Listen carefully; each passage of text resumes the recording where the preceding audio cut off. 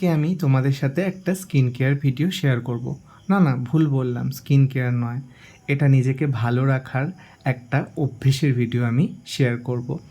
আমি কেন বললাম কথাটা, অনেকেই বলে মেয়েরা নাকি ছেলেদের দেখানোর জন্য সাজে, বা ছেলেরা নাকি মেয়েদের কাছ থেকে কমপ্লিমেন্টের জন্য সাজে, কিন্তু একদমই এমনটা নয়।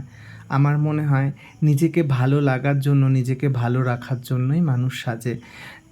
কি বললো, কে ভালো কমেন্ট্রি পাস করলো, কেউ খারাপ কমেন্ট পাস করলো, এটা মনে হয় না আজকালকার দিনে আর কোনো ম্যাটার করে।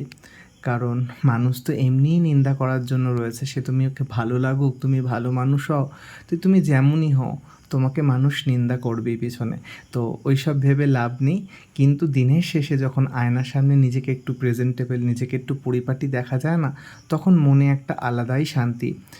এত ব্যস্ততা, এত টেনশানের দুনিয়ায়, জগতে এইটুকুনি পরিপাটি করে যদি নিজেকে দেখে যদি পরিতৃপ্তি পাওয়া যায়, এইটুকুনি না করারই বা কী আছে। হ্যাঁ, আমি হয়তো সারাদিন সেরকমভাবে সময় পাই না স্কিন কেয়ার করার, কিন্তু রাতে দিনের শেষে নিজেকে এইটুকুনি প্যাম্পার করাই যেতে পারে, তাই না? আজকালকার দিনে নিজের মা বাবা, নিজের রক্তর সম্পর্ক ছাড়া কে কাকে প্রায়োরিটি দেয় বলো তো?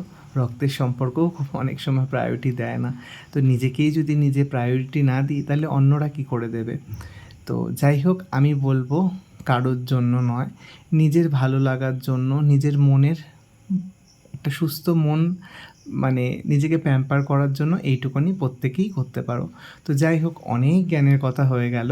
তো চুল যেহেতু শ্যাম্পু করেছিলাম, তো চুলটা ভীষণ ড্রাই হয়ে গেছিলো, তাই একটুখানি হেয়ার সিরাম লাগিয়ে নিয়েছিলাম। আর প্রত্যেক দিন না আমি রাত্রিবেলায় এই ওমেগা-3 ক্যাপসুলটা খাই। এটা টাটার, তোমরা যে কোনো ব্র্যান্ডের খেতে পারো।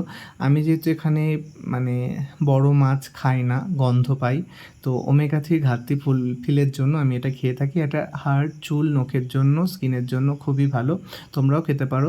তো যাই হোক, লিপ বাম লাগিয়ে এবার শুয়ে পড়বো। আর ভিডিওটা তোমাদের কেমন লাগলো অবশ্যই জানিও। তো সবাই ভালো থেকো, টাটা।